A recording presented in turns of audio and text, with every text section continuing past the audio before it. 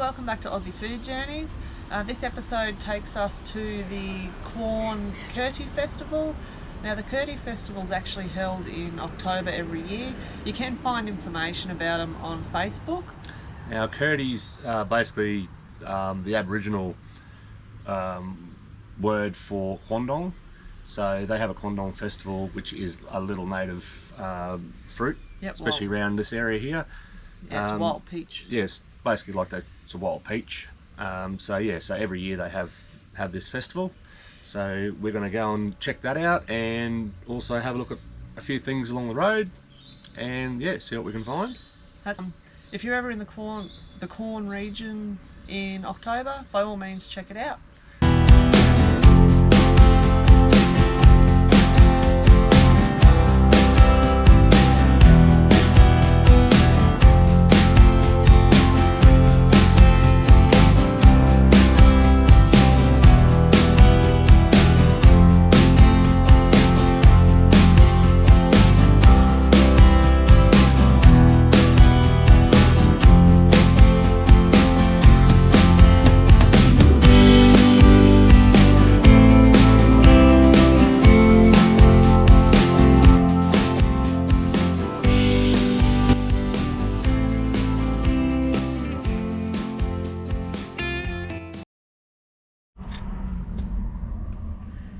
Yeah, hi guys. So we're on our way to the Quandong Festival in Quorn.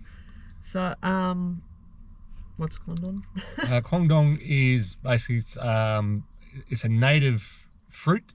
It's they call it bush peach as well. So it's like a little tiny stone fruit. Not much flesh on it. They are sweet if you get them the right time of the year. Oh, that's right. We saw some on the side of the road actually driving. Oh, when we were driving around the other day, and Robert stopped and he opened a few, but they were all fly stung, but they are definitely not a lot of flesh on them at all, but a really big seed in the middle. So yeah, they're basically just like a very small peach. Yeah. Basically, they make a lot of jams and chutneys and put them into different things. So we'll go and have a look and see if we can find some Quandong produce. So I'm with Rebecca at the Australian Native Food stall at the Quandong Festival. How are you? She's got lots of awesome native stuff here. You've got your own website, right? We do australiannativefoodco.com.au, so come and visit us. Also our Instagram and Facebook. Follow us for recipes and everything that we're doing in updates. Yep, I've got a bag full of goodies here that you'll probably see me cooking recipes, and I think even on your website you've got recipes. Yeah, so we've got a whole heap of different recipes, mainly through our Facebook as well. And so check on our Facebook, which is Australian Native Food Co. We're doing a couple of new recipes a week that I'm cooking up, sharing all of our native ingredients and how to use them, and just start experimenting with some amazing flavours we've got in our backyard. Fantastic. Well, I'll be definitely getting my phone. Sounds amazing. Thank you. Thank you. Have a good day. You too. Some awesome products. I didn't realise you were still recording.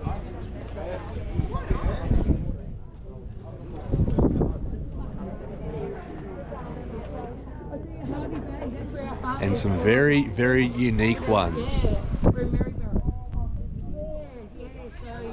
And it tastes awesome.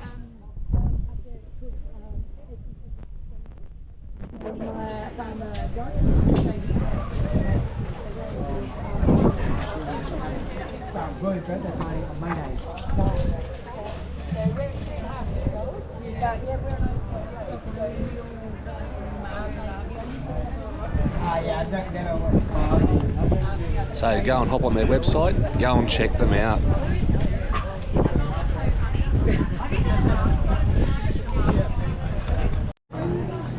Having a great time at the Quandong Festival, and as you will soon learn, I love my pies.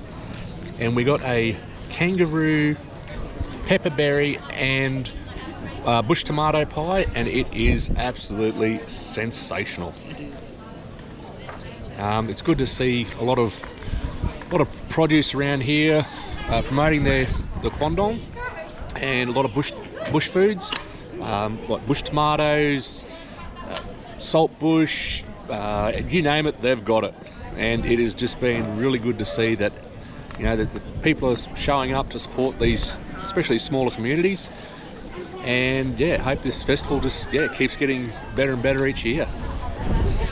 Yeah, you've got to come down and check it out if you're ever in South Australia. It's worth a good look, and the cooking demos and information they have is very informative. It's really good about the native produce and stuff around the area. Righto, see you soon. So I'm probably going to say this wrong, but we're at the Pithi Cowie Bush Gardens. We've been for a walk through here. Lots of native stuff, obviously the whole lot's pretty well natives being put in here, and it's run by volunteers in the community that actually plant and look after these. We didn't find, I don't know, a lot of signage, so we don't know what everything is, but again, a lot of native stuff going through there. Yes, there's a lot of different bush tucker plants through here, like native saltbush, pigface, quite a few different things. Yeah, I mean, it's not a bad little garden. Would have been nice if it was a little bit better labelled, like little signage to say exactly what each plant are. There are a few. Yeah. Once again, this is done on a volunteer basis too, so you know that probably comes down to a bit of it as well. Having the time management to actually probably get it up to where they really want it. Yeah. But again, it was nice. I mean, there's signs everywhere sort of saying what they used in bush medicines and what they used for bush foods. So there's like spinach and different types of grasses and all that sort of stuff. Just identifying them was the hard bit, because there might have been a sign, but it was like, oh, is that actually the plant there or not? And obviously, even if you do, like they do have a sign, obviously you're not going to go out in the wild, out in the bush and go, oh, you know, I'm pretty sure that's whatever plant, and eat it and try it, because a lot of times there are a lot of plants that look very similar but are highly toxic, so you're not going to try stuff unless you're being told that's what it definitely is, or someone that actually sells the products and you can taste it that way. That's the safest way to do it. You wouldn't go picking on the side of the road, that's for sure. I've come across quite a few little different plants in the last few days that look edible. I've done a bit of Googling, a bit of research and looked up a few plants, and I'm pretty sure they are edible, but at the same time I'm not going to try them because I don't fancy being violently ill or anything like that so if you get a chance to try native bush foods, try them out, because there's some unique flavors and they're right on our doorstep, most of them. But the best way to do it again is like through cooking demos, through little shows that they have, or areas that actually display the local products and let you give them a bit of a taste test. Even like that lady we were talking to today, Rebecca, with her native Australian foods company sort of thing. They use a lot of native stuff. They have the tea leaves, they have all sorts of stuff there, and that's probably the safest way to try them. I mean, I'm happy for him to try them if he wants, but I'll wait 24 hours before I do it. The Linda's Gin little distillery here, it's very small, but they do some very nice and unique gins. So I thought, if we're here, why not check them out and have a couple of tasters.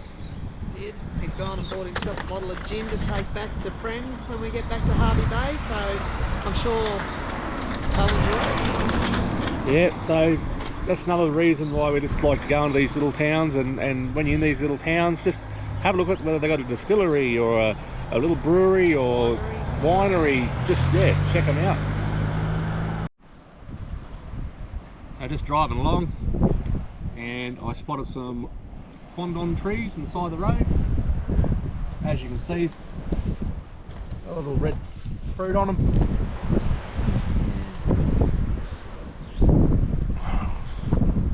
We learnt today at the Quandong Festival that some people pick these a bit too early and try them, and they're quite bitter, and you've got to wait till they're really red before you can eat them. Otherwise it just ruins the flavour. You see a few of them on the side of the road though, they've got the sort of fly bone or bitten or... Basically there's not much fruit to them. They just got like a little stone inside. Yeah, it's really... But they sort of get a bit fly blown or stuck. They're not actually fly blown. They're a moth that lays their eggs in the bark, and then they hatch out and the larvae go up to the fruit, and they bore into the fruit, and then I'll find one, but then the larvae go into between the fruit and the seed, and that's where they develop into the grub, and then that obviously then affects the fruit. You can't eat it then. And then they just become like all like little sawdusty sort of stuff inside the fruit. I'll just find one with that's got it in it. Some of these aren't actually too bad.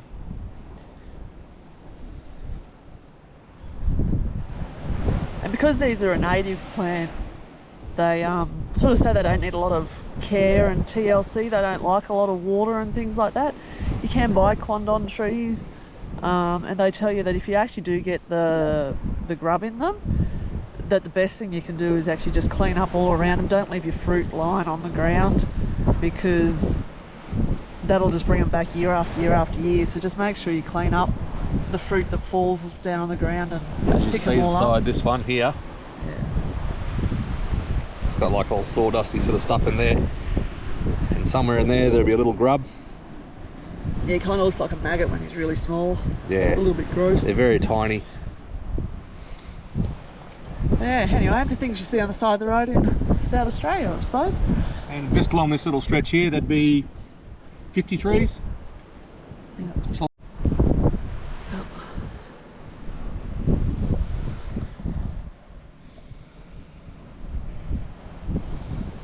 as you can see, lots of saw. There's the little culprit. Oh yeah, I see. Gross. Obviously the Flinders gin, we're going to take that one home with us. We're not going to be cooking with that. We have bought some quandon products from Broughton River Gourmet. We've got the chutney, the spice quandon for cheeses. This one actually we did taste, we had it with cheese and crackers. It's absolutely beautiful. The mountain pepper barbecue sauce. This one, a sticky wattle seed balsamic, great for salads and stuff like that, to drizzle that over. We talked with Rebecca from Australian Native Food Co, and we bought a few things from her stall, so all of her food stall stuff. We've got some beautiful mountain black pepper, Old Man Saltbush, and some Davison plum powder. So these have been freeze dried and then ground down into a powder. Should be great intense flavour on those ones. We've also got the green ant lemon marmalade. So it does actually have the tiny little green ants in the bottom. I actually asked Rebecca where the green ants were from, actually North Queensland, and she actually said yes. So when we were up in Tully Gorge, when we were in Queensland earlier this year, these little green ants were climbing all over me basically, and bit me a few times when we were out sort of walking through the bush, but now they're in a marmalade. So this one here we're going to do a bit of cooking with. The quandon and rhubarb jam, that one here we actually tasted, and Rebecca actually said be beautiful on cheese and crackers, and I could see it on a nice cheese. It's absolutely beautiful, kind of like a quince paste. It's nice and thick. The finger lime, and what is it, black genoise, I don't think I said that right, fig paste. This one here, finger limes aren't actually native. They're a native food to Australia obviously, but they're not native down here in South Australia. They don't grow around this area.